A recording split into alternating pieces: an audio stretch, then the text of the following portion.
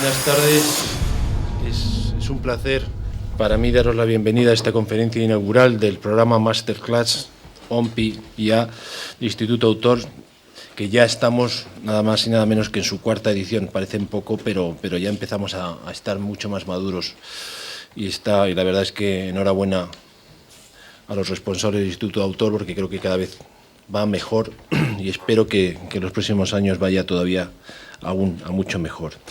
Muchos de los que estamos hoy aquí hemos podido ver cómo desde sus inicios, poco a poco, este programa de formación del Instituto Autor ha ido cobrando adhesiones y relevancia en el mundo de la propiedad intelectual.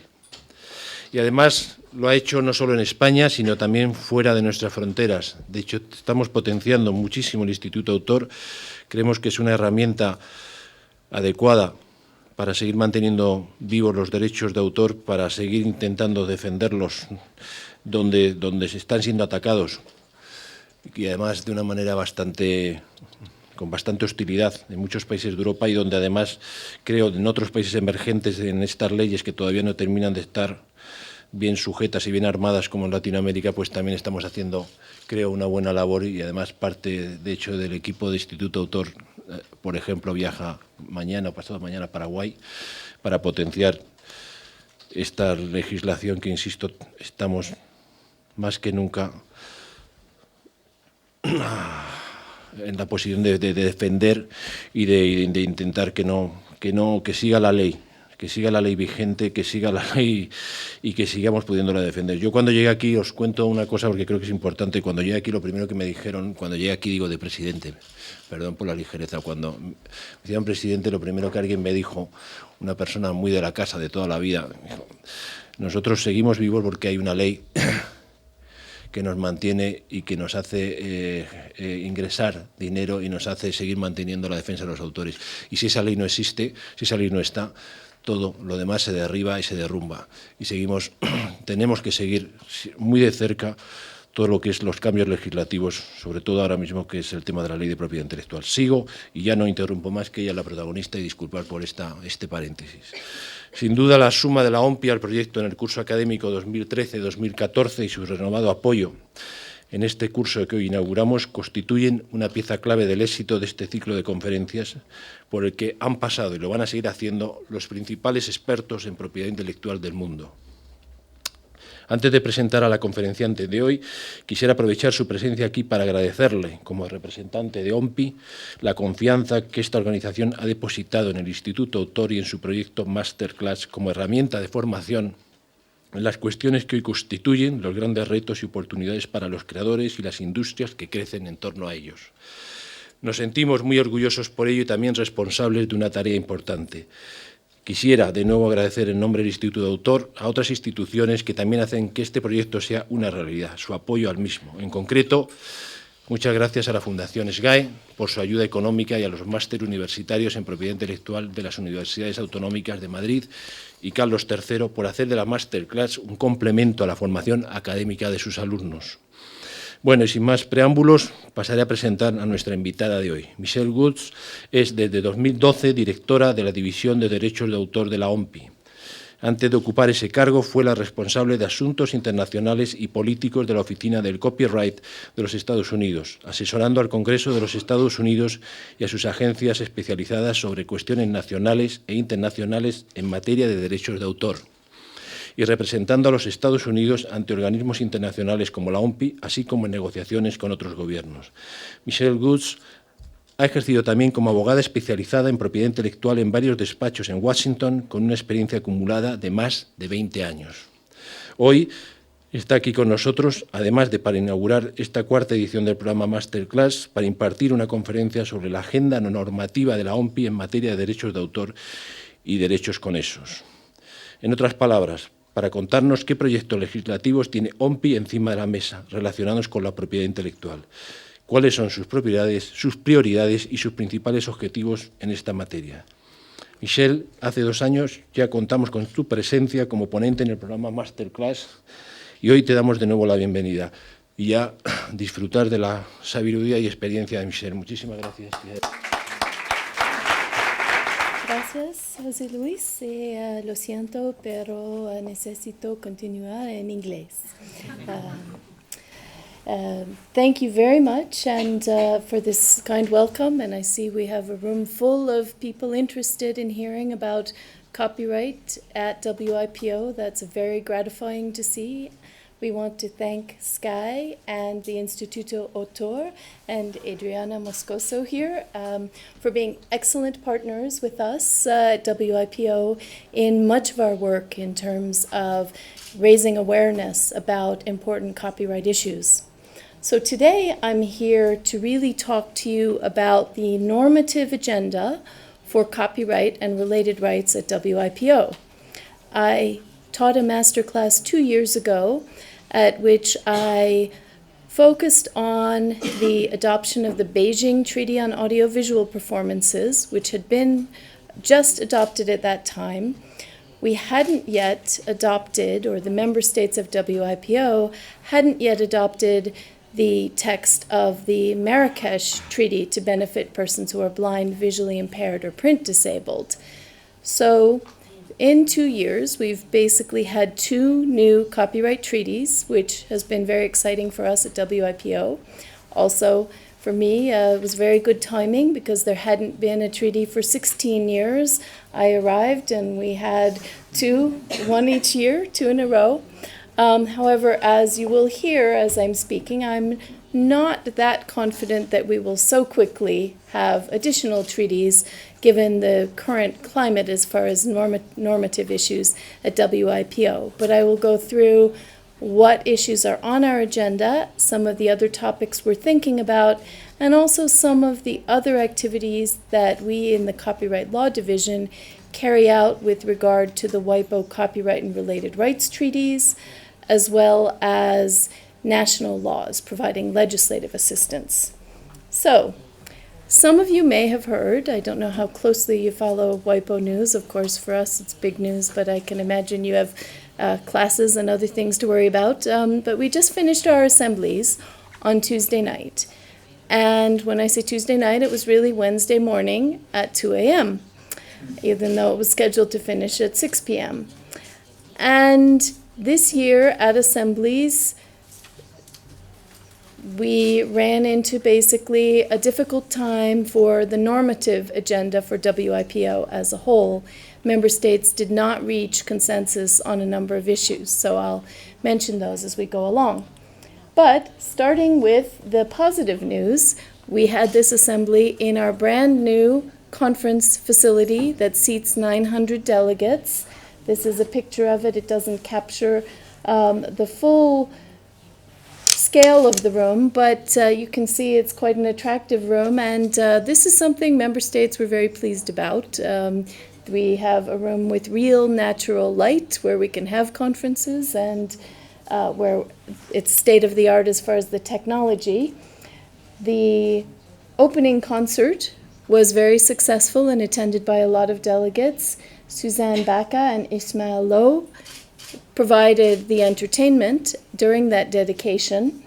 And it was certainly our hope that this wonderful new facility could give a positive spirit to the assemblies. And in fact, many agenda items during the assemblies were adopted without too much difficulty and with consensus, those that were more procedural. But when we got to the substantive issues, there was a bit more difficulty. And the reason I'm really going through this is that the assemblies give the direction to the standing committees at WIPO as to what their work should be for the next year or future years. So in this case, for copyright and related rights, the standing committee is called the Standing Committee on Copyright and Related Rights. Once a year, the committee makes recommendations to the WIPO General Assembly, and the WIPO General Assembly chooses whether to adopt those recommendations or perhaps to recommend other action to the Standing Committee, which will then follow that path or agenda for its work in the upcoming year. So this year, the Secretariat, meaning the administrative staff at WIPO that looks after the work of each committee, in this case for the Copyright Committee, I'm the secretary of that committee, we prepared a decision document to be presented to the assemblies, and so I'm going to show that to you here. The committee was invited to take note of the information contained in the document reporting on the activities of the Standing Committee, to direct the Standing Committee to continue its work regarding the issues reported on, to consider appropriate action towards convening a diplomatic conference for the adoption of a treaty on the protection of broadcasting organizations, and to encourage progress on limitations and exceptions consistent with previous recommendations approved by the General Assembly. Now, at first glance, none of this should have really been too controversial. Both the broadcasting and the limitations and exceptions are topics that have been on our normative agenda for a number of years, in the case of broadcasting since 2001, in the case of limitations and exceptions since 2006. However, and of course, these provisions we thought were completely innocuous. Take note of the information in the report, direct the work to continue. However, unfortunately, in the end, the Assembly was not able to adopt any of these decision paragraphs. There was even a refusal to take note of the document that was presented to the Assembly without ratifying the information in it. This was the decision paragraph proposed by the president or chair of the conference. She suggested that we do the minimum that could be agreed on by member states, that surely everyone could agree to take note of the document reporting on the work of the Standing Committee and to take note of the statements made by delegations. And we thought we had consensus that this, while minimal, could be accepted by all member states. But when we went back from the informal negotiations where these things are usually worked out to the plenary where all the member states are present for the formal assemblies, we found that in fact the result was the chair finally concluded that there was no decision. And this, of course, was disappointing to us, but it was foreshadowed somewhat because at our last two meetings of the Standing Committee, the member states haven't been able to reach conclusions, to agree on conclusions from the meeting, both as to what work was done during the meeting and as to what, even more importantly, the future steps or work should be. So I'll go through and explain a little more about each of these issues to show why perhaps this happened. Before I do that, though, to put this in a slightly larger context, there was also no consensus on two other normative areas before the General Assembly from other substantive areas of WIPO, as well as one other topic that's been the subject of extensive consultations. So there is an almost entirely agreed upon text for a proposed design law treaty, and there was a request to convene a diplomatic conference to formally adopt the text of that treaty. And once again, this was not moved forward last year, and it wasn't again this year. There's really dispute over one point, which is whether there should be an article in the treaty to provide technical assistance to developing countries with regard to design law, or, as some countries think, whether this could be some kind of resolution or action of the diplomatic conference short of having an actual article. The compromise proposed at this meeting was that the diplomatic conference would consider adding an article to the treaty, but certain regional groups, WIPO tends to work in these large meetings in regional groups that coordinate, certain regional groups were not willing to go forward without an assurance that the technical assistance provision would be in the treaty. For the Intergovernmental Committee on GRTKF, which is Genetic Resources, Traditional Knowledge, and Folklore, and just to make it more confusing, actually we refer to TCEs rather than folklore nowadays, to traditional cultural expressions, but that's the historic name of the committee. So this committee is a special committee of WIPO and needed agreement on its work program in order to even be allowed to meet in the next year. Unfortunately, it didn't receive that agreement. There was also an issue of whether issues are ready to go to a diplomatic conference or not. Then there was an issue about external offices. Many countries want WIPO to open external offices. Several regions, for instance, Africa does not currently have any external offices. So there's been a lot of discussion over several years about what the system should be for identifying the need for these offices and where they should be located. This is a matter of intense interest to many member states, and there wasn't agreement on this either, even though discussions have been led by an ambassador for the last year in Geneva to try and resolve this question. So, at about 1:30 a.m., the Director General, Francis Gurry, addressed the conference, and he was very forthright about the situation facing us. Basically, we're in what does tend to be a cycle where at certain times member states have a difficult time reaching consensus or agreement on certain activities. We see this at the WTO, the World Trade Organization, and we seem to be seeing it at WIPO right now as well.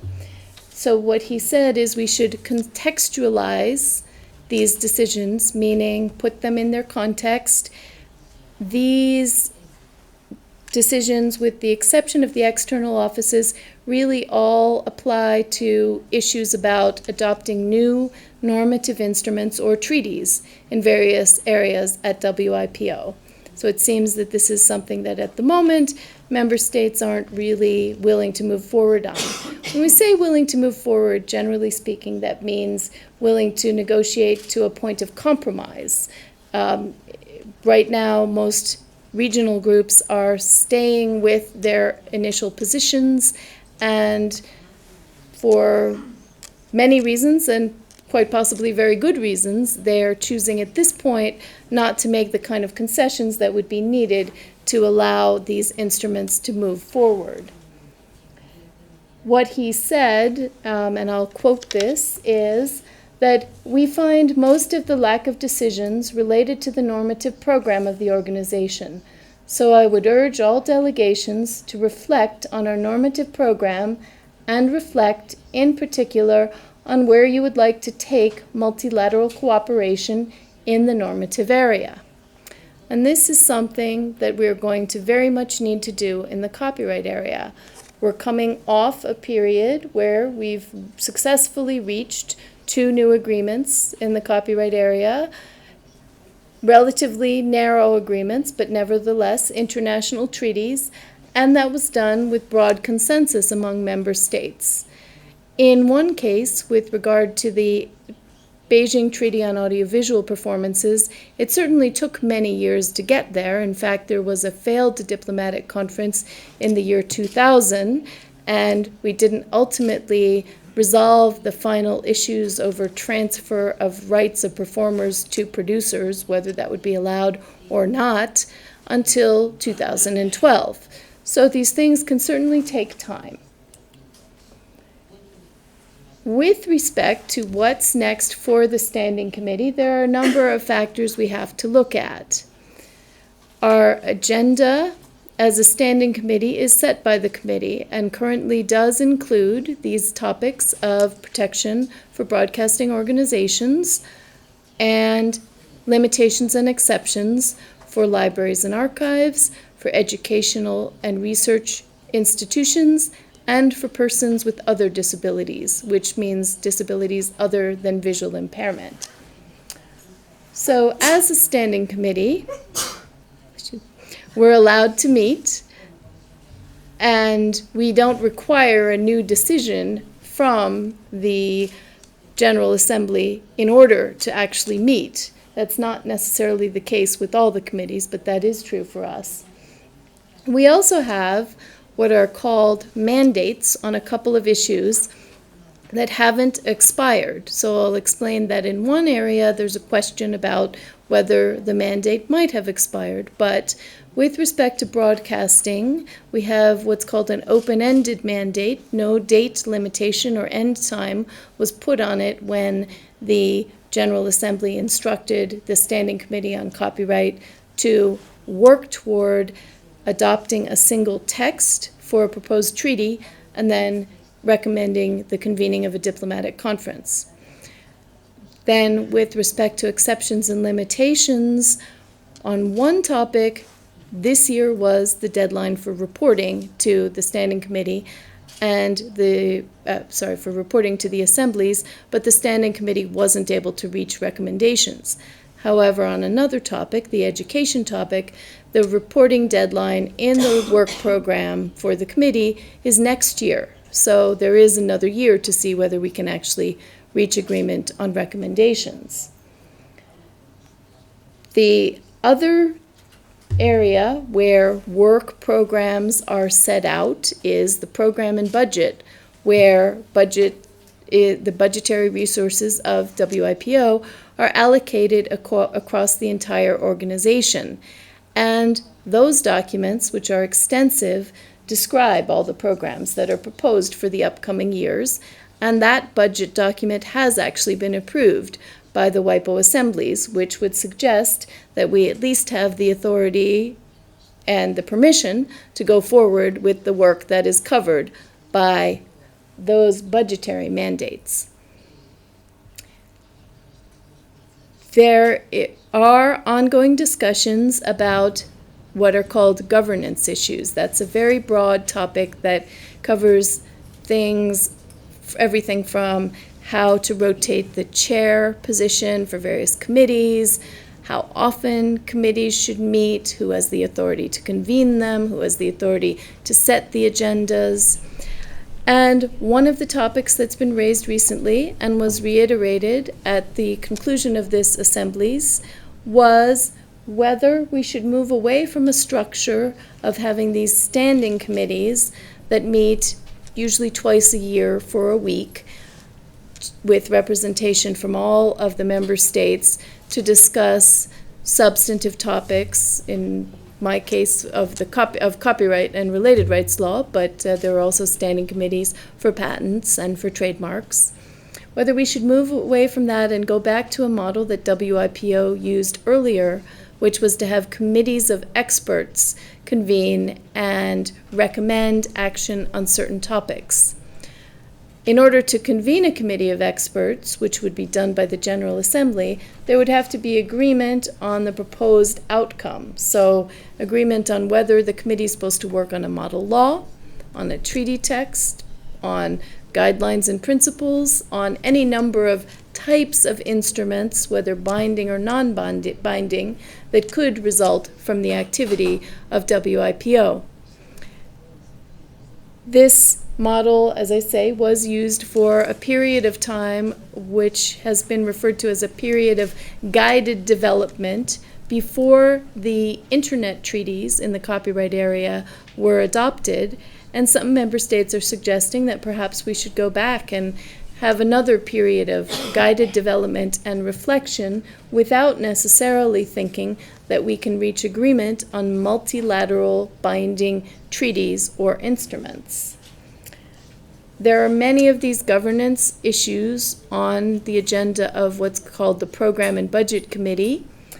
There will be ongoing discussions throughout the year with the diplomats who are present in Geneva at the missions, who are the ones who carry on the day-to-day work as partners with WIPO.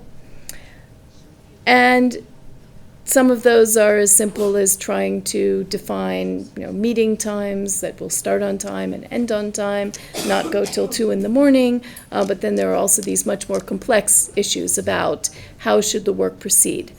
Those discussions will be ongoing, but I wouldn't expect an outcome very quickly. So in the meantime, we need to know how to go forward with our work. And in fact, for us, for the Standing Committee, we need to know very quickly because our next meeting is in about 2 months, December 8th through 12th. We're planning to go forward with that meeting, but we're going to have to see what the member states want to do with regard to the items on our agenda, since we didn't have recommendations from the General Assembly as to how to move forward.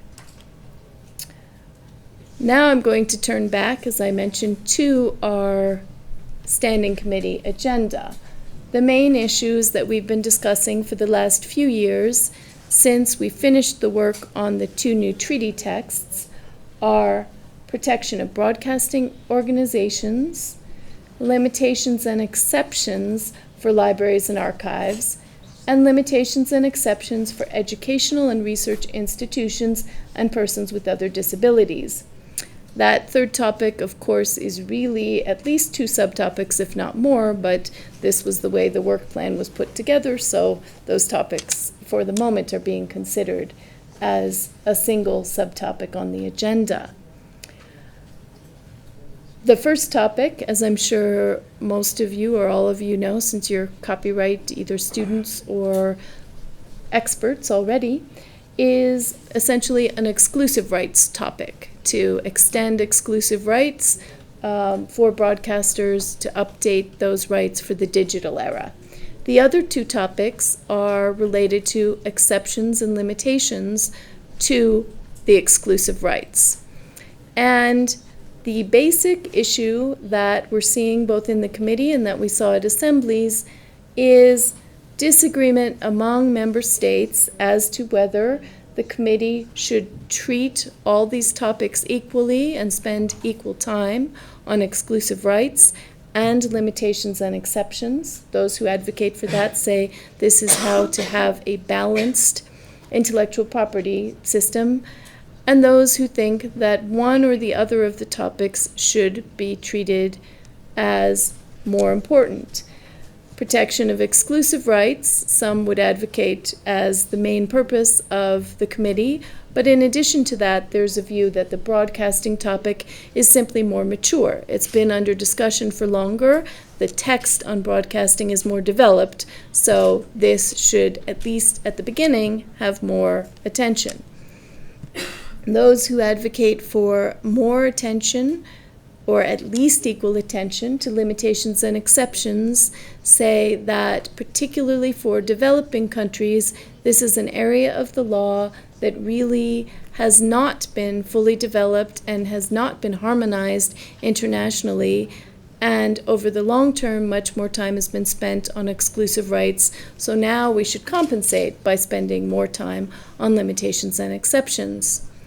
Quite a few developing countries also have said that the limitations and exceptions are really, right now, their most important priority on the copyright agenda. So going through these one at a time, protection of broadcasting organizations, as I said, has been on our agenda for many years.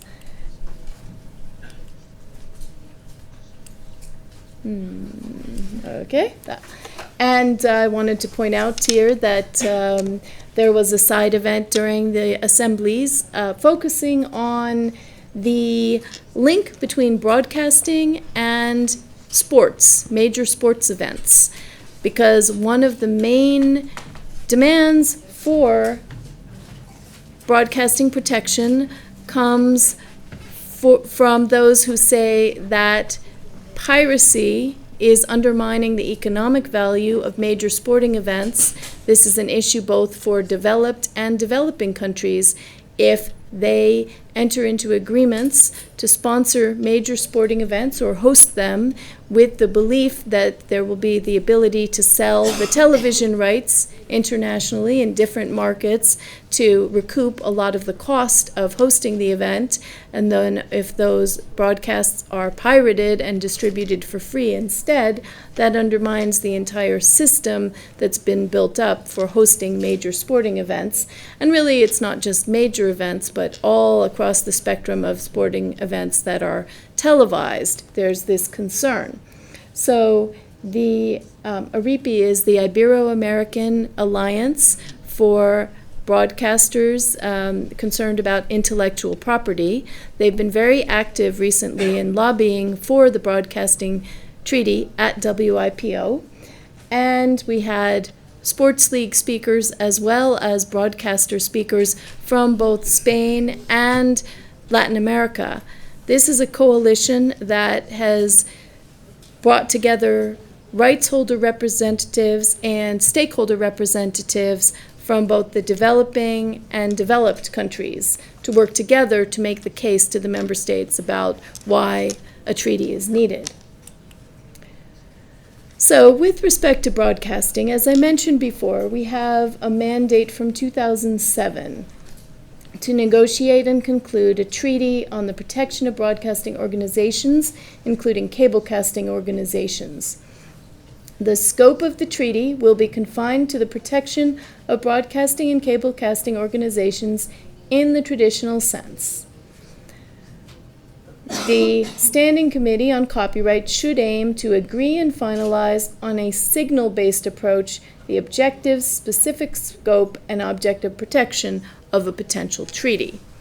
This instruction was given back in 2007 when there was an attempt to convene a diplomatic conference, and it was found that there just wasn't enough agreement on some of the basic issues that have to be resolved with respect to a broadcasting treaty. So what the treaty would try to do is to extend the protections, which are very limited in the Rome Convention for broadcasters, and to update them for the digital era. However, as you can see from this language, there are a number of member states that feel that the focus should be on traditional broadcasting and cablecasting organizations, and that we should not necessarily look at extending protections to activities that simply occur over the internet, streaming, and not extend protection to internet-only broadcasters.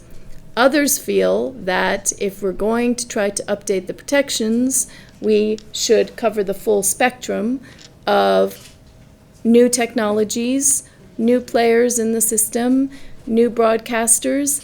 There's even a very real debate over what exactly is a broadcaster and what exactly is a broadcaster or cablecaster in the traditional sense.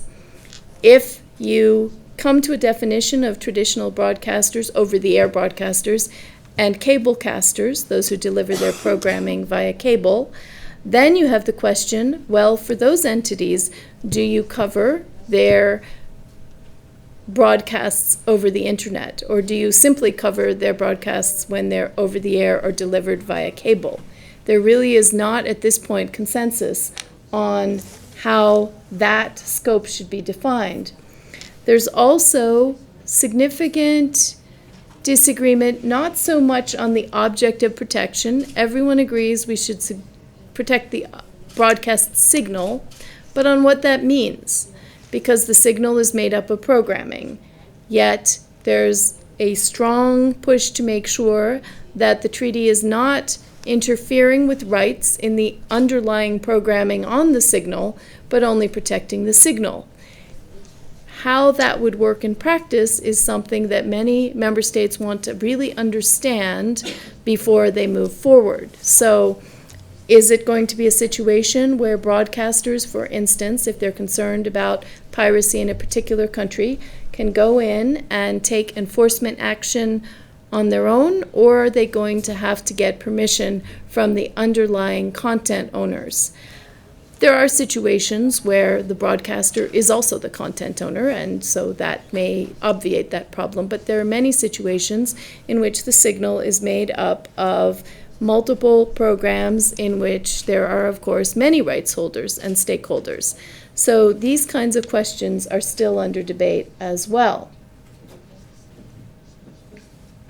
In terms of objectives, there's a lot of discussion about, is this really just an anti-piracy treaty? Or some people have said, if this is really to protect sports broadcasts, why don't we just have a sports broadcast treaty? Why do we need to make it broader than that? So that was 2007, the work of the committee was defined. In 2012, the General Assembly instructed the Standing Committee to work toward a text that would enable a decision on whether to convene a diplomatic conference in 2014. Well, we haven't had a diplomatic conference in 2014, nor is one scheduled, and of course 2014 is almost over. So we're in the situation where on this more recent mandate, which repeats elements of the 2007 instruction but sets a target date for completion of the work has not been completed, so we've missed that target date. So at this meeting, one of the goals was to try to get instruction from and permission from the General Assembly to work toward another target date. With respect to broadcasting in the committee, we have two main working documents. What's called our single text, which at one point was really a single text in the sense that it had a series of provisions, although there were multiple alternatives for each of the provisions. Now it also has a rather lengthy annex with new proposals and comments that haven't yet been incorporated into the single text.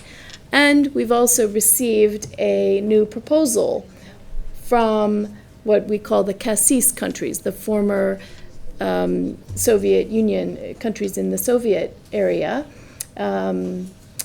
And their proposal would go back to probably the model that the committee started with, very strong protection for broadcasters, with clearly defined exclusive rights, and fairly extensive ability to not only combat piracy, but exercise the exclusive rights. At this point, they have agreed that we can continue working on the working document that has been adopted by the committee and just take their views into account. But at some point, all of this material is going to have to be put together in a text that the member states agree is close enough to completion so that it can go to a diplomatic conference and the remaining issues can be resolved in a period of maybe 2 weeks or so. If there are too many outstanding issues and there isn't a confidence of ability to reach consensus, then there would be a failed diplomatic conference, and no one wants that to happen. Our committee had that once in 2000, and no one wants a repeat. So these are the topics covered on broadcasting: definition of signal, broadcast, transmission, scope, beneficiaries, national treatment, nature of protection, limitations and exceptions, term of protection, encryption, rights management, technological protection measures. That last is last but by no means least. This is an area that has become more debated over the years. So we're still at the point that I believe I reported on 2 years ago, which is that for each of these subjects, we have at least 2, if not 3, alternative proposals, many of which are absolutely opposite to each other. So it's not a question of just one word being different here or there. It's really a different approach or philosophy. And that goes to things as fundamental as, is this an exclusive rights treaty, or should we consider, for instance, a right to prohibit or an ability to prohibit certain activities rather than giving exclusive rights? So at the assemblies, the proposal was that the General Assembly instruct the Standing Committee to expedite its work on the working document, the single text, take into account other information, and prepare the ground so that the next General Assembly could take stock of the progress made and decide on the convening of a diplomatic conference in 2016. This proposal, which was suggested initially by the Secretariat as a possible compromise in the document that was reporting on the work of the Standing Committee, was taken up by a number of African group countries. South Africa, Nigeria, Senegal, and Kenya all backed this proposal. And that demonstrated that really broadcasting is not an issue that breaks down or breaks apart or has opposing sides that are developed countries and developing countries. There are significant interests in developing countries, especially those that have hosted or would like to host these major international events, such as sports events, in this kind of protection. Those who have hosted the World Cup or the Olympics have seen the level of piracy that they contend with, and so take this very seriously. Latin American broadcasters also have been working very hard to get their member state representatives to take action toward obtaining these protections, and many of those member states are supportive. At the same time, this was traditionally viewed as a treaty favored by developed countries, but there are significant interests in developed countries, stakeholders who are not so sure that they do want this treaty to go forward. In particular, telephone companies, technology companies have voiced some significant concerns about it, and the United States has pushed very hard for a narrow approach because that's all the representatives think they would be able to get consensus on in the U.S. But that isn't just the U.S. Some of the European countries have that perspective as well, although in general the European Union is quite supportive of the broadcasting treaty. So, turning to our next major area, limitations and exceptions. As I mentioned before, we've got these subtopics. With respect to limitations and exceptions for libraries and archives, in 2012, the Standing Committee instructed the assemblies instructed the Standing Committee to come up with recommendations for an international legal instrument or instruments, whether model law, joint recommendation, treaty, and or other forms for limitations and exceptions for libraries. The committee was supposed to make those recommendations to this meeting of the assemblies that just happened.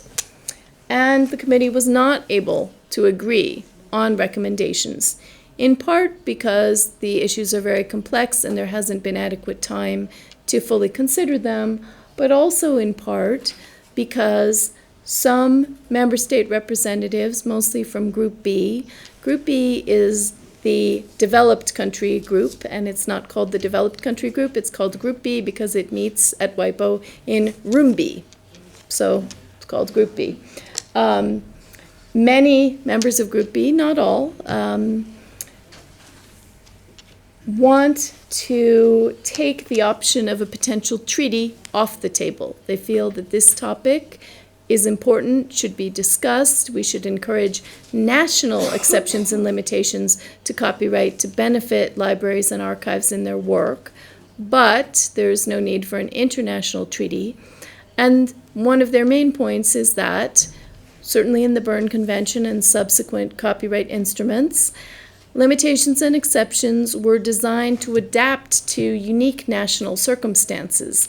They weren't designed to be harmonized across all countries in order to create an equal level of exceptions to match the exclusive rights that were harmonized. So they really would like to put the focus back on national exceptions and limitations, exchange experiences, perhaps adopt some kind of statement of best practices, but make it clear that a treaty is no longer an option. The view of some of those member states is that because the committee missed the target date here to submit recommendations, this language from 2012 is no longer the guiding principle for the limitations and exceptions discussion on libraries, so the whole question of what the potential outcome should be is reopened. Other countries say absolutely not. Missing a target date happens all the time at WIPO. That's definitely true. And that just because the target date wasn't met does not mean that the rest of the mandate, as this is called, the mandate to the committee, disappears. Instead, the usual response to that at WIPO, and this is also the case, and has been done, for instance, with broadcasting, is to update the target date. That was, in fact, the proposal that the Secretariat made with respect to limitations and exceptions for libraries, to set a new target date for making recommendations next year. In the informal discussions held during assemblies to try to resolve this issue and come up with language that could be adopted by the committee so the committee would have clear direction for the next year, it became clear that these two views of the situation with respect to the mandate were not going to be resolved by coming to some kind of consensus agreement. Instead, our facilitator of the discussions, who's also currently our chair, Martin Moscoso from Peru, decided to try an approach of constructive ambiguity, come up with some language that would essentially allow all parties to carry forward their views and their arguments to the next round, which would essentially be back in the standing committee. However, at the end of the day, that was not acceptable either to representatives of the developing countries or to the Group B representatives. In addition, the developing country representatives were not comfortable moving forward on the broadcasting treaty language, which had gained a lot of support. There were details to be worked out, but in general, the committee had agreed to work on this potential recommendation to work toward a diplomatic conference in 2016. But for many countries, that was only if we could also reach resolution on this question about the libraries and archives and the future mandate of that discussion. And just to be clear, no one is saying right now that there is a decision to have a treaty on libraries and archives, but some member states want to be clear that that isn't an option. Others think that we should go forward with these various options, develop the principles that we're talking about, and then think about what kind of instrument is most appropriate to embody them. So, in the end, because we couldn't come up with agreement on how to handle limitations and exceptions, we also couldn't come to agreement on how to handle moving forward on broadcasting organizations. On the libraries topic, there is one working document that has been adopted by the Standing Committee. In addition, recently the United States submitted some principles and objectives, something closer to what they think should be the ultimate work product of the committee for consideration. So, ongoing issues here are what will be the form of the instrument? Talked about that already. What documents we should be working from. When we go back in December, should we start with the principles and objectives document or the working document adopted by the committee, which includes both proposals for treaty text from some member states and reports on national experiences from other member states. In addition, because there's a disagreement on where comments and reports of national experiences belong in the document, half of them are in the body of the document and half are in the annex. So it's a rather unwieldy document. There are also proposals to have regional workshops to clarify these issues. This is an idea that has been used in the past with copyright issues, can be quite effective, but most of the member states at this point first want clarity on what the potential outcome is, either if they want a treaty, that that's an option, or if they don't want a treaty, that that's not an option, before they will agree to these regional workshops. We had a study done by Kenneth Cruz on the limitations and exceptions for libraries in all of the member states. That is now somewhat outdated, almost 10 years old, 8 years, I guess. And so we'll have an update of that at this next standing committee. That's really a factual document, just reports on what the exceptions are. It certainly demonstrates that the vast majority of member states have some kind of exception or limitation that benefits libraries. At the same time, it shows that they're all over the map as to what they cover, whether they cover any specific digital uses of material. So there are a lot of questions raised at the same time as there seems to be a general understanding of the benefit of these exceptions. Another issue before the committee is whether it should describe its work as text-based. For many people, text-based is code for work on a treaty. So if you're in support of a treaty, you would, of course, think we should do text-based work. If you are not keen on a treaty, you would prefer to avoid that expression or that description, although, as the proponents of this term point out, text-based work is working on any text. It doesn't mean that you're working on a treaty. If you're doing that, you should say treaty-based work. This is something that we've spent hours on.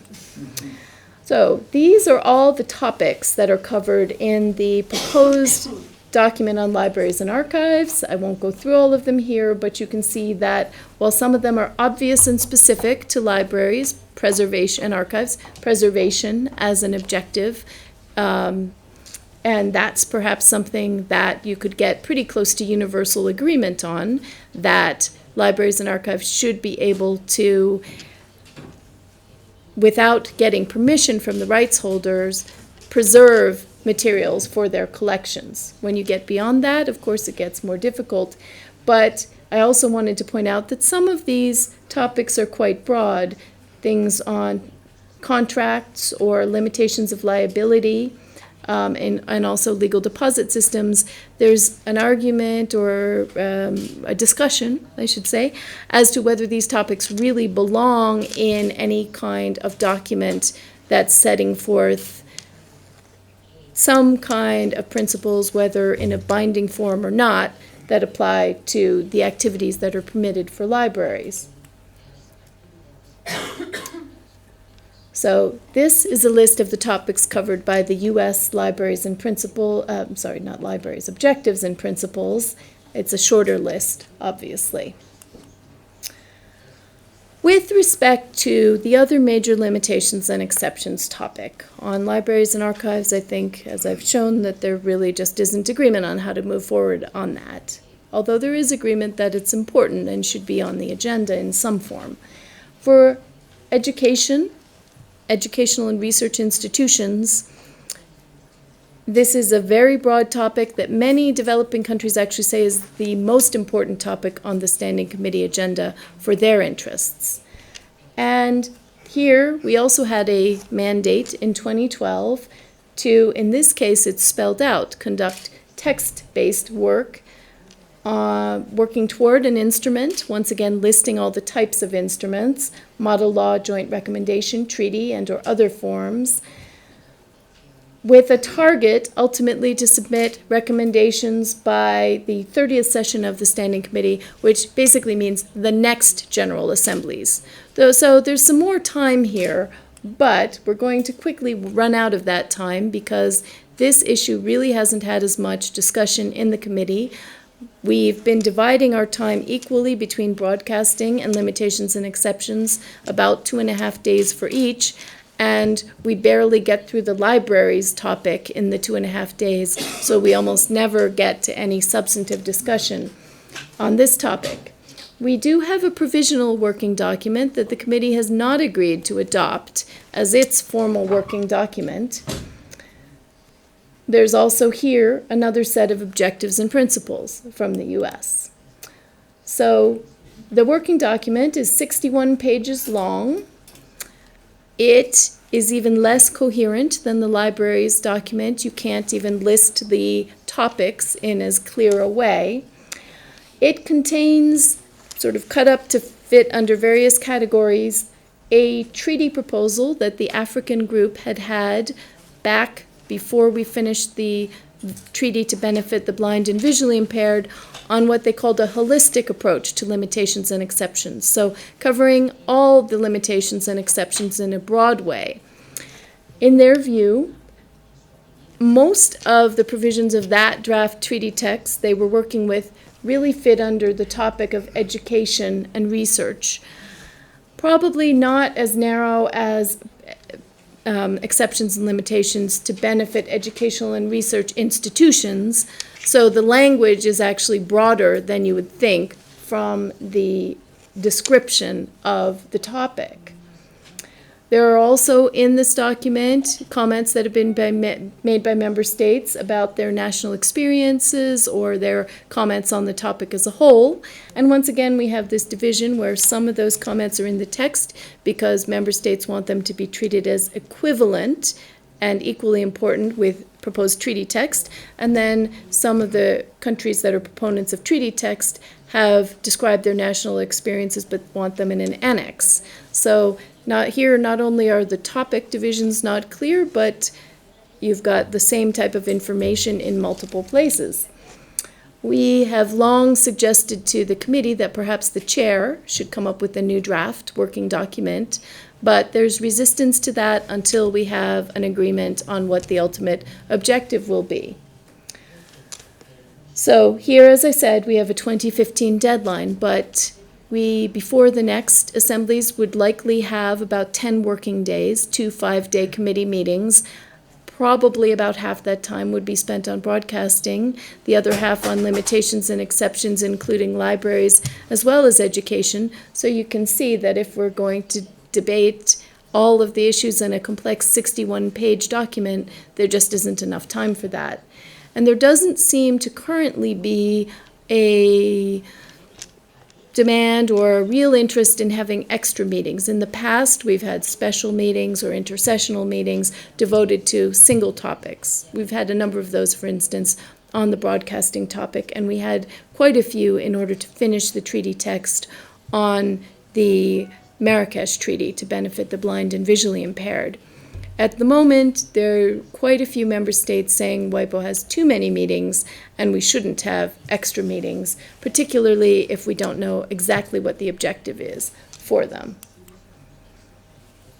So what we are doing here is we're putting out a request for proposals on a scoping study. Actually, I should go back. Okay. So for education and research, we did have regional studies done about the limitations and exceptions in each region, and we're going to be getting an update of those studies for 2015, because a fair amount of time has passed in this area as well. Quite a few member states have adopted new copyright laws. So with respect to persons with other disabilities, this topic has barely had time for discussion, but one of the main questions here is, what exactly is included in this? In other words, which disabilities have some kind of intersection with copyright? Probably not all of them do.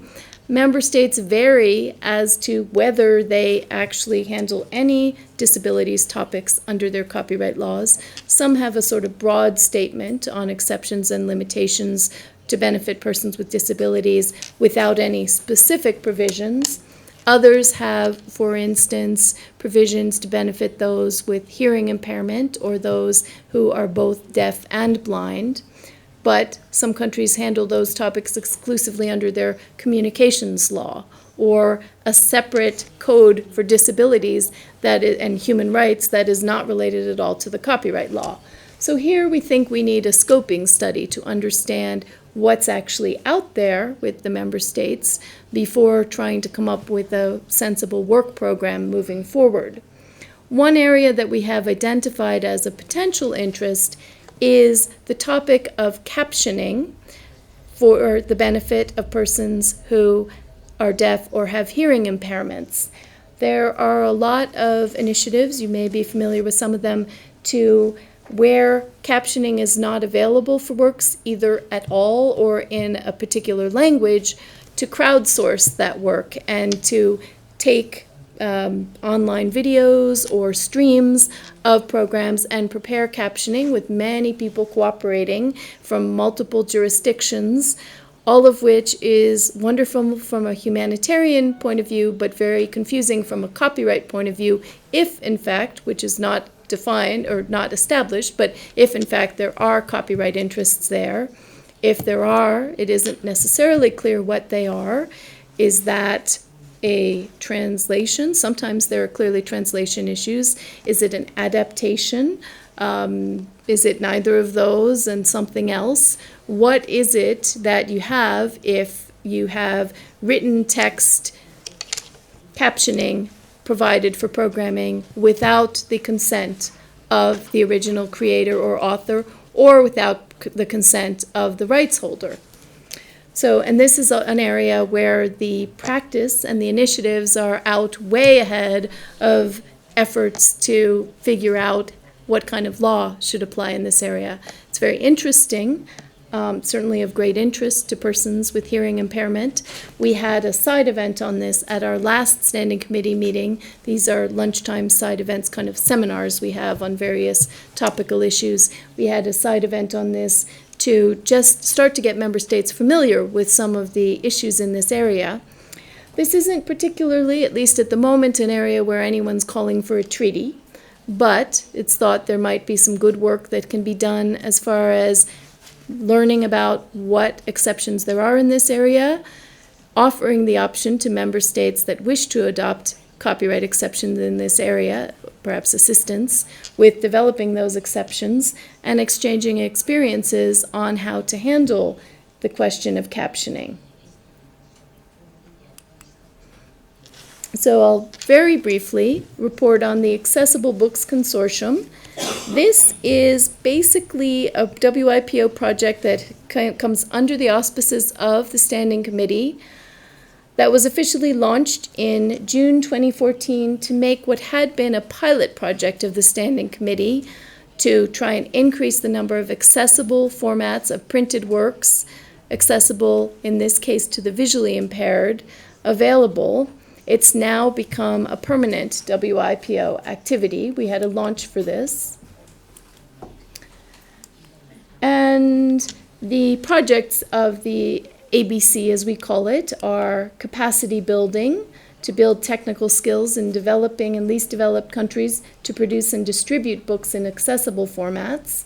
Here we partner with a lot of countries that give what are called funds in trust to WIPO for certain projects. This is the type of project that fits well often with the objectives of the countries that give those funds. Right now, there's so much demand, so many countries that need help in order to come up with systems for preparing accessible format works. Publishers are certainly working on a lot of these initiatives, but in many cases, there are few resources, there isn't much technology available in the country. Each situation has to be approached on its own. So we have a number of pilot projects to try and figure out if there are ways to come up with a more global approach on this.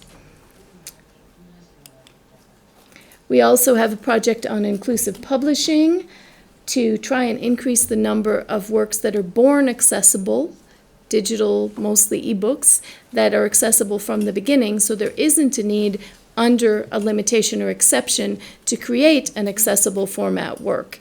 Many of the international blind organizations have said this is ultimately their goal, is to have the same book at the same time, at the same price, with the same price being adjusted for the economic situation of the country in which the book is available. Then finally, we've got our Tiger project, which is a database of accessible works that currently has information. This is a little confusing here, I can see. We don't have the books, we have information about them. This is a project we're hoping to expand so that there's one central clearinghouse where visually impaired persons can come to find out where they might be able to get a text or book they're interested in.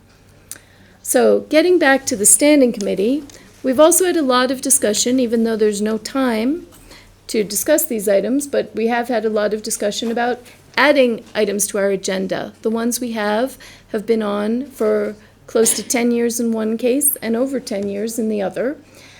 And of course, the world of copyright has moved ahead at a very fast pace in the meantime. Resale royalty right, or the droit de suite, is one topic that was raised at a recent meeting. There was a request by Senegal, a number of other African countries, backed by France and some other European countries, to put this topic on the agenda with the objective of ultimately adopting a treaty to have these provisions in all member states and to have harmonization of the 60 or so countries that currently have droit de suite provisions. Orphan works is another topic that has been discussed as a possible subject of discussion. In the case of orphan works, there is not agreement, if we discuss that, as to whether we would be working on something that is a binding international instrument or not. There are also other topics in that category. Some member states feel we should be looking more at licensing, at collective management issues, at the copyright infrastructure, and about making copyright work, including making copyright work for developing countries so that they can see the economic benefits from it and foster their creative industries. There have been requests for us to come up with a procedure to select new topics. We haven't done that basically because we keep running out of time on the topics we have, but at some point we will need to do this, we hope, assuming that there's a way through this current impasse and the committee is going to go forward with its work, which I think it will. I think it was general kind of shock among many of the member states at where we got to at the end of this assemblies, and a commitment to finding a way to work moving forward. So I do think that the committee will continue its work. So, and I've been talking a lot, and I want to hear from you and also answer questions, so I won't spend a lot of time here, but just mention that we have other normative work we carry out. We are, in my division, what's called kind of the steward of the existing WIPO copyright and related rights treaties, including the Berne Convention, Rome Convention, WIPO Copyright Treaty, and WIPO Performances and Phonograms Treaty. And as you can see, most of our member states, we have about 185 member states, have joined the Berne Convention. There are those who have no copyright law and have not yet joined the Berne Convention, but that number is dwindling. However, there are roughly equivalent numbers of countries that have joined Rome, WCT, and WPPT, and it's clearly a much lower number than those that have joined the Berne Convention. So when member states express interest, we're working with them on joining those treaties.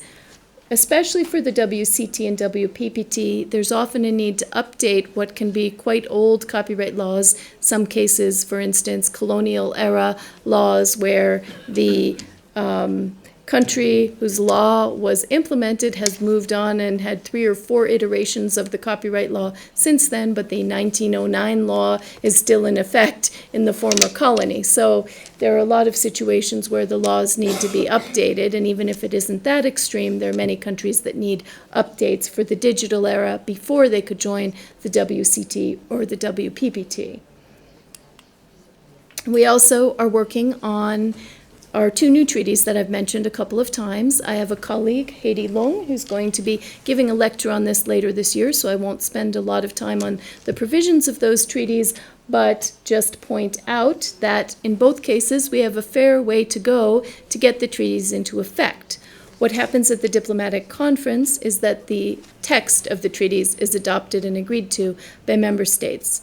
Then they can either at the conference or within a year after it sign the treaty, which indicates a non-binding commitment on their part to adhere to the principles of the treaty and eventually to join the treaty, to become legally bound by it. So and then the next step over that would be for those countries, they don't actually have to be the countries that signed, although they often are, to ratify or accede to the treaty, to deposit an instrument saying they will be legally bound by the treaty and will adhere to its provisions. And the usual procedure is to have a minimum number of countries that have to do that in order to bring the treaty into effect. You want to have enough for the treaty entry into force to actually be meaningful. With respect to the Beijing Treaty on Audiovisual Performances, we got 71 signatures. Thus far, we have 5 ratifications out of the 30 we need for the treaty to go into force. And they are from quite a range of countries: Botswana, China, Japan, Slovakia, and Syria. Other countries are working on this, but it's an area where often we need to provide quite technical assistance on review of the copyright law to see whether changes are needed in order to implement the provisions of the treaty. The Marrakesh Treaty, We got 80 signatures by the close of the signature period, and we have 2 ratifications out of, in this case, 20 needed to enter into force. The member states said that due to the human rights implications of the treaty, they would set a lower number there. So thus far, El Salvador and India have deposited their instruments of ratification. We've heard from quite a few countries that they will deposit their instruments soon, and although this treaty was adopted a year after the Beijing Treaty, it may well be, also because of the lower number, the threshold to go into force, that the Marrakesh Treaty goes into force before the Beijing Treaty. For us, in the Copyright Law Division, we certainly work on both of them. And as I said, I'm not going to go through all these provisions because I have a colleague who will be giving a lecture on this, but we do regional seminars, side events, try to work with member states when they approach us. This is kind of an important principle at WIPO. We work with the member states when they ask us to. So when we are working on treaty ratification and implementation, it's because the member states have expressed an interest. We are not supposed to go out and on our own decide that, we should have a treaty on a certain subject and start to advocate for that. The Secretariat is really supposed to remain neutral in that sense. We also provide legislative assistance, as I described. Currently, we have the capacity to do about 10 legislative assistance projects a year, and we have far more requests. And we know of many countries that really would like legislative assistance, but where currently our resources don't allow us to undertake all those projects at the same time. We're looking at this in terms of ways to leverage our ability to provide more assistance, because in part, we don't want to be the limiting factor or the delaying factor for the entry into force of the new treaties if countries are waiting for us to assist them with updating their legislation so that they can bring the treaties into force and have their law up to date at the same time. So I'm going to stop there. I know I covered a lot. I'd be very interested to hear your comments or questions about any of this. I'm happy to go into topics in more detail, but really was trying to give you an overview of the situation at WIPO at the moment with regard to the normative agenda on copyright and related rights and the kinds of issues we see ourselves likely working on in the upcoming years. Thank you.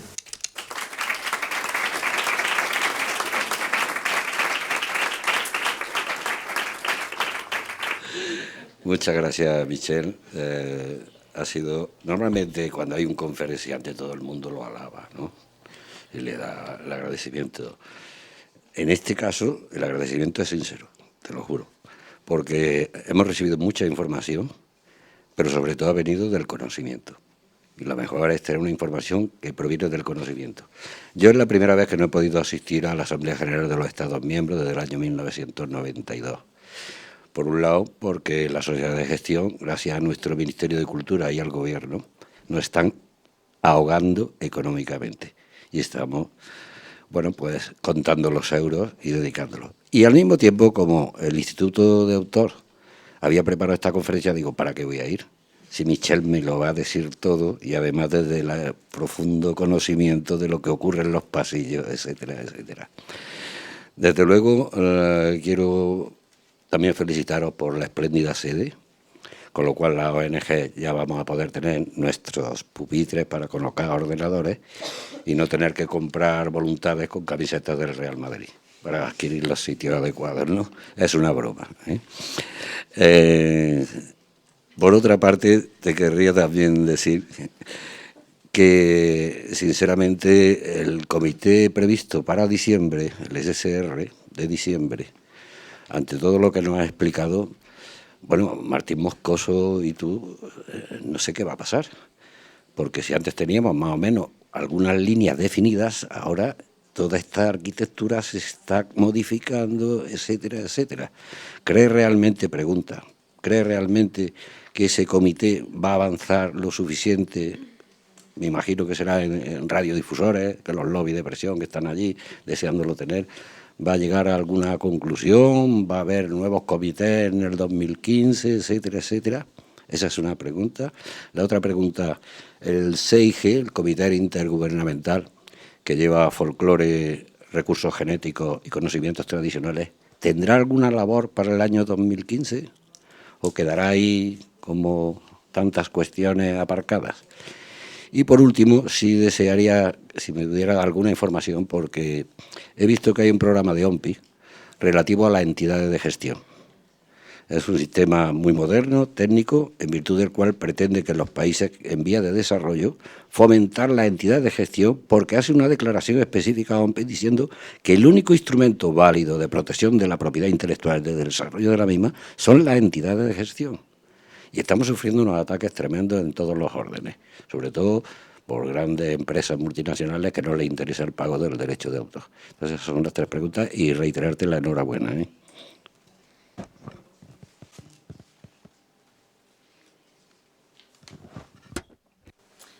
So, with respect to those questions, I would have to say for some of them that we don't know yet. So, for instance, the question about the Intergovernmental Committee. Because that is a special committee, not a standing committee, it actually relies on the assemblies to approve its mandate and work program each year. Having said that, there is a lot of ongoing work in that committee, so they're working on 3 different texts for international agreements, one on traditional knowledge, one on genetic resources, and one on traditional cultural expressions. And many member states, particularly developing countries, although not entirely limited to developing countries, view that work as a high priority for them at WIPO and really want to achieve final results. And when I say that, their hope is to have treaties on those topics. So there will certainly be strong pressure to continue the work of the committee. One possibility is that it may be found, this all has to be looked at by our legal counsel, and also there's going to be a lot of consultation with member states, because ultimately WIPO tries to work on consensus rather than, for instance, having votes. And in some sense, no matter what the technical mandate is, the member states could change it, and they need to be in agreement on how the work should move forward in its broad outlines. So I think there will be an extensive process starting as soon as next week with the system of regional coordinators to try and come up with agreement on how the work should move forward. But certainly many developing countries would feel that having the IGC, the Intergovernmental Committee, continue to work in 2015 would be a high priority to them. If the committee doesn't meet, which, as I say, I think is somewhat unlikely, but if that were to happen, there still is a lot of work associated with the topics the committee handles. There's a staff that works on this, and they could continue with programs, seminars, regional consultations, a variety of things to increase understanding of the proposed treaties and to work with member states and see perhaps if they can help move things toward consensus. But generally speaking, the thought would be there should be at least one committee meeting in order to make recommendations to the next assemblies, because, of course, the same situation would occur again the following year, where the assembly would need to approve a mandate and a work program. With regard to the SCCR, we will have the December meeting. That was actually part of the series of meetings approved, really related to the decisions of the previous assembly.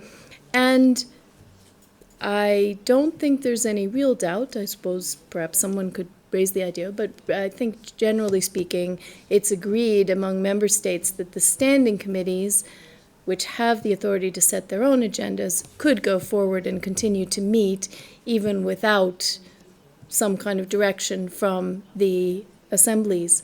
If you saw the proposed decision paragraph from the chair, it was down to the point of just taking note of the information presented. So even if that had been adopted as the minimum point of consensus, it wouldn't have really provided any great direction to the committee, and yet the committee's work would have gone forward.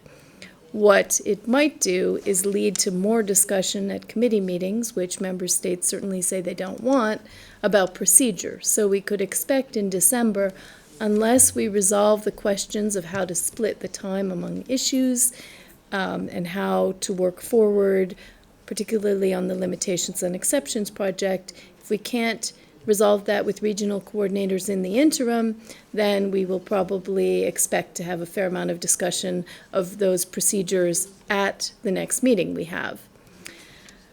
On the question of the broadcaster treaty, certainly it seemed, based on the opening statements at the assemblies, that there was, if not universal, very widespread support for having this treaty, at least in the sort of more narrow signal-based version. So I certainly wouldn't give up on it. It does seem that, as our Director General said, we're sort of at a point in a cycle where the member states are having difficulty reaching consensus. They do tend to work through this and come to another point where they do reach agreement. The question is, of course, how long that cycle will last and how long broadcasters who've expressed, understandably, some frustration with the length of time that this proceeding has, or this discussion has gone on, how long they'll keep coming back and advocating for the treaty. At the same time, there are many member states who would probably continue to advocate for it even if the broadcasters weren't active. But there are also member states who are advocating for it because their stakeholders are asking for it. And so in that sense, broadcaster involvement would be very important. So I'm not going to take bets on this. I think the fact that we didn't get this decision paragraph stating a goal of potentially setting a date for a diplomatic conference in 2016 is going to make it more difficult to have a diplomatic conference in 2016, but I do think it's still a possibility if the committee decides to come together over the next 3 meetings or so and do a lot of work.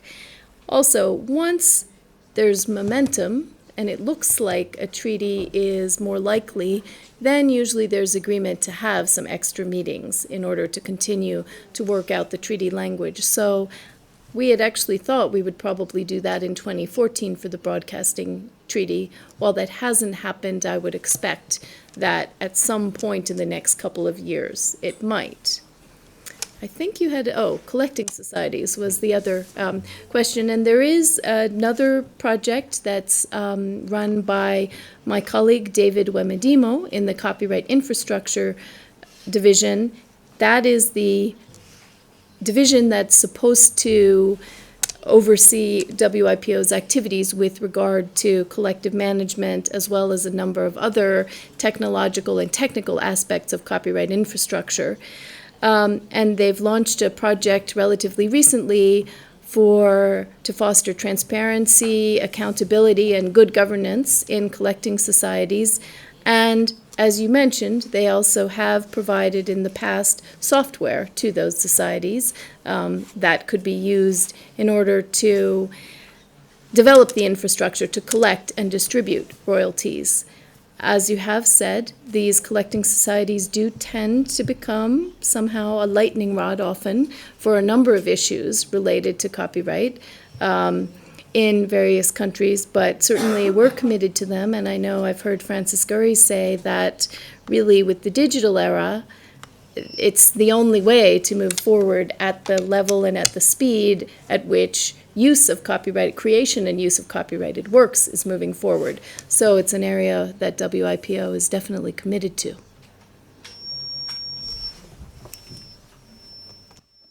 Gracias. Mi nombre es Beatriz Panades, trabajo en BEGAP, es la Sociedad de Autores Plásticos de Creadores Visuales. En primer lugar, quiero agradecerle esta ponencia y agradecerle tener esta información de primera mano, que gracias al Instituto Autor podemos estar aquí disfrutando todos de todo su conocimiento, de toda la información. También quería manifestarle todo el interés que tiene el colectivo de las artes plásticas en este nuevo posible tratado sobre el droit de suite, sobre el resale right.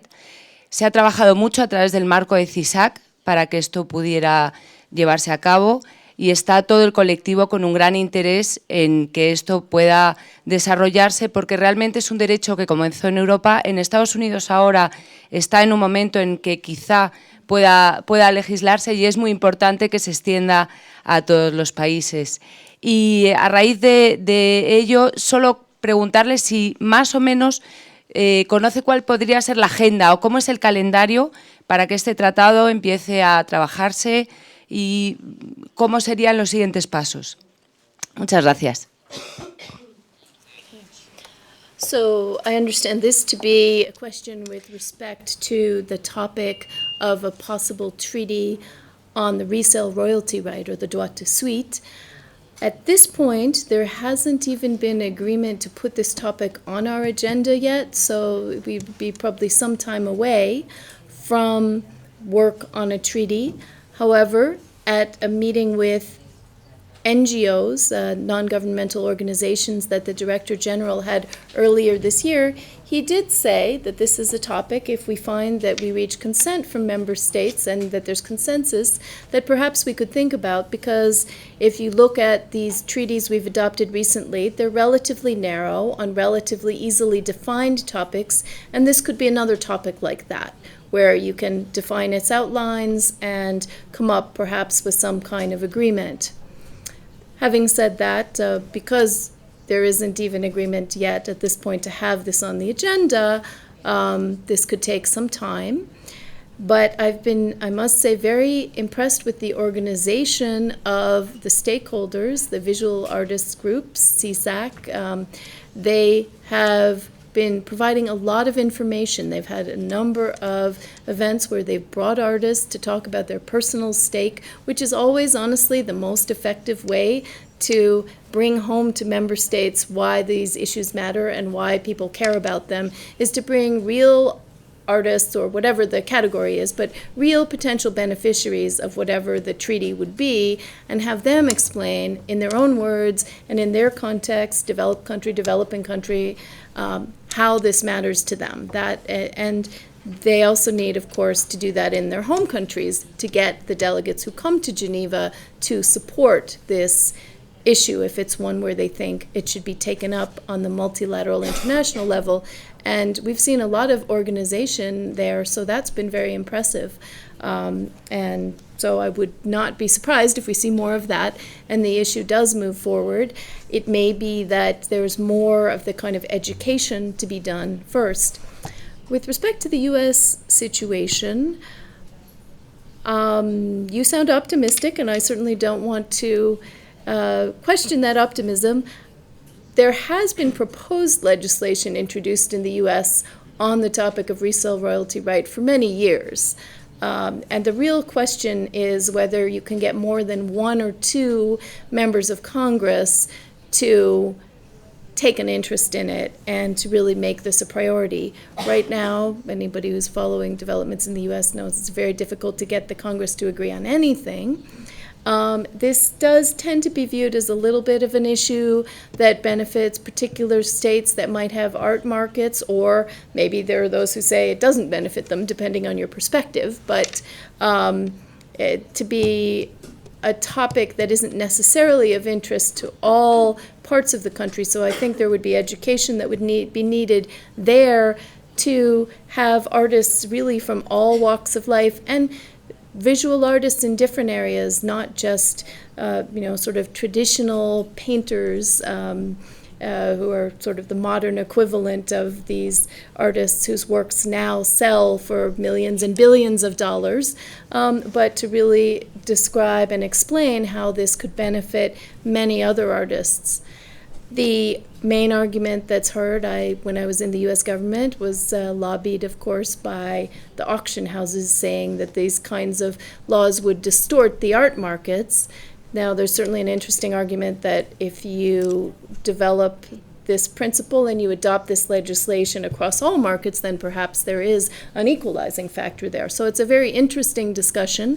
I think there's a growing awareness of it in the U.S., and certainly the U.S. Copyright Office, in a more recent examination of the issue, expressed more of a neutral or even potentially positive attitude toward considering this for U.S. law, which is certainly an important step because the Congress does tend to rely very much on the Copyright Office, whereas in the past there had been recommendations that maybe the U.S. wasn't ready for this legislation. That's no longer the situation with regard to what are considered the experts on this. So it's a long way of saying, yes, perhaps things are looking up in the U.S. I wouldn't expect the legislation to be adopted next year, but taking a long view, the time might come.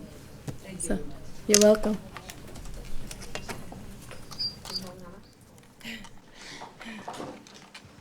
Bueno, sé que es tarde, pero hay que aprovechar que está aquí Michele para preguntarle muchas cosas. Intentaré ser breve. Michele, hemos podido ver, gracias a tu exposición, los temas que entran en la agenda en el Comité de Derechos de Autor. Entiendo, para mí sigue siendo un misterio por qué unos temas entran y se siguen y cuál es el criterio para descartar otros temas. Entiendo que es un voto que se produce. Igual nos puedes explicar un poco más ese proceso también de adopción de la agenda del Comité de Derechos de Autor. Pero a mí lo que me llama la atención es que en estos últimos años y por la agenda que hay ahora mismo que nos has mostrado, hay casi más temas que están relacionados con las excepciones a los derechos de autor y las limitaciones que con el reconocimiento de los derechos. Y otro tema que me llama la atención es que parece que hay poco interés, o por lo menos no se ha llevado todavía a la agenda, la revisión de algunos tratados. Me estoy refiriendo, por ejemplo, a los tratados OMPI del 96, que casi ya van a cumplir 20 años y que se aprobaron en un momento en el que Internet estaba dando sus primeros pasos, ¿no?, en una fase muy incipiente. Se ha desarrollado mucho el sector, el mercado online en estos años y han surgido una serie de intermediarios que entonces ni siquiera podíamos imaginar que iban a operar. Entre los titulares de derechos hay una preocupación porque no hay una remuneración proporcional hoy en día, igual voy muy rápido. No se produce una remuneración lo suficientemente adecuada a la aportación que hacen los titulares de derechos al desarrollo de la economía online y que quizás la legislación que se ha desarrollado a partir de esos tratados OMPI del 96, tanto en Estados Unidos con la Digital Millennium Copyright Act como en Europa, debería de revisarse. Yo te quería preguntar si este debate se ha trasladado a la OMPI, si los Estados miembros están planteando esta cuestión o si en absoluto es un tema del que tengáis constancia todavía que haya levantado algún interés por parte de algunos Estados miembros.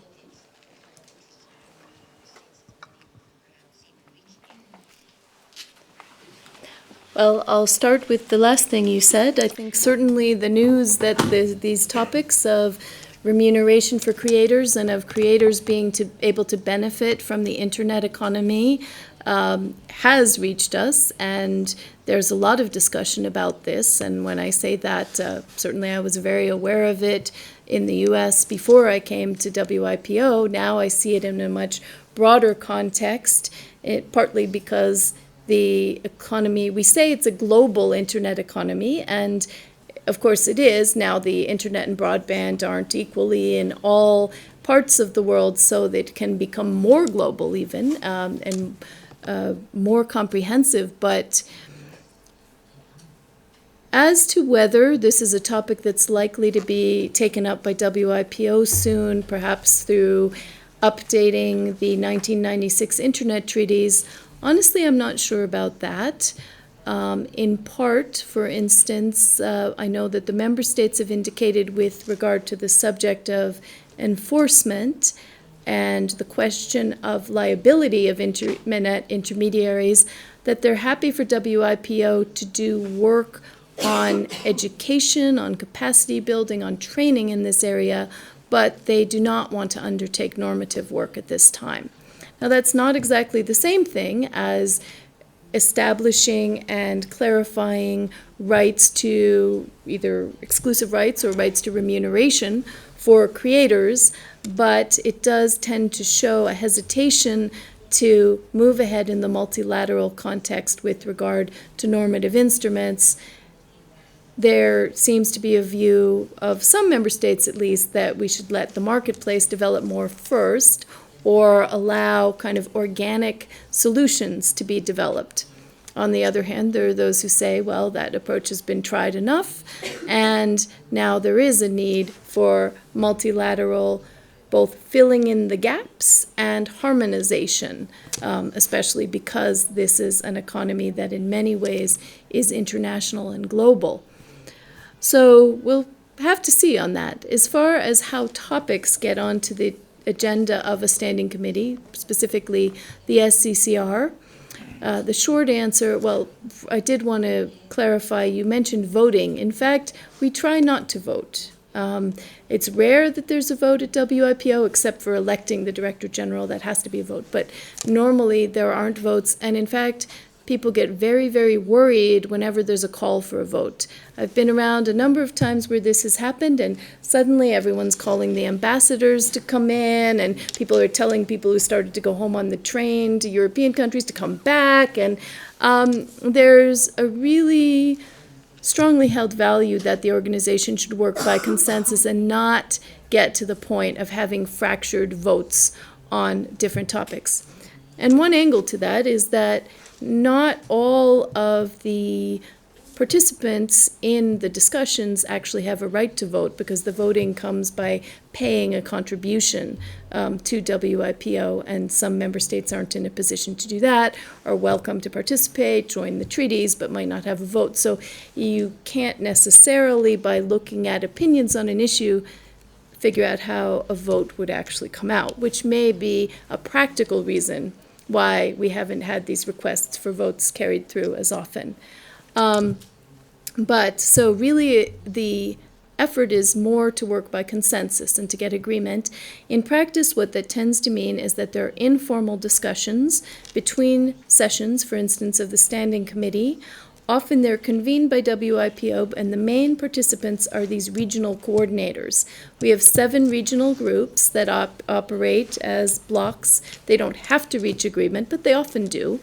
And they each appoint a coordinator, one, generally speaking, Geneva-based diplomat in one of the missions, to coordinate for a year or so and speak for that group after gathering the views of the group.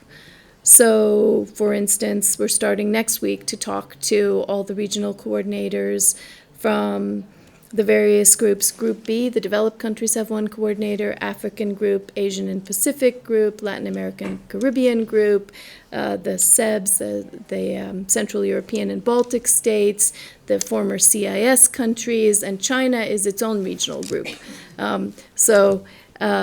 Those groups their representatives will be asked to come together and start working through some of the outcome of this assembly, not just what I described with respect to copyright, because there was a particular outcome there that raises some concerns, but even for items that were adopted, there's a lot of work to be done. There were commitments to discussions about these governance issues and all this kind of thing. So in terms of the Standing Committee, we talk to the coordinators and we say, look, there are these suggestions for new agenda items. The threshold issue is, do you want to consider this now? And recently they've been saying to us, but we can't even get through our agenda. We're not ready to add items. There are some starting to say, well, maybe we should put some of those topics aside for a while, let them sort of percolate. Maybe people aren't ready to reach a result on those and address some other topics. So we certainly could do that. But basically, they would need to come and reach a consensus. Usually that's worked out ahead of the meeting by consultations. Occasionally it arises sort of organically at a meeting. The resale royalty right was one where it was introduced near the end of a meeting, and quite a few expressions of support were made, and it got close. It didn't get to actually being put on the agenda, but there was sort of a groundswell of support for that, even though it hadn't been discussed with the coordinators ahead of time. Sometimes committee chairs will also ask to put a topic on the agenda. So, for instance, a few years ago, the chair of the committee asked the coordinators to consider putting orphan works on the agenda. At that time, the committee members wanted to finish work on the Beijing Treaty and the Marrakesh Treaty first, so they didn't say no, but they said not now. That's often the answer. Yes, maybe in the future, but not now. And so that's another of the topics that's kind of in that category. Perhaps now that the European Union has acted on that, there's less pressure, but it still could be under consideration. So there are different ways topics can get on the agenda, but I would say the overall theme is really to try to have consensus on that. Bueno, es hora de cenar, de tener. Muchas gracias por asistir, muchas gracias, Michele.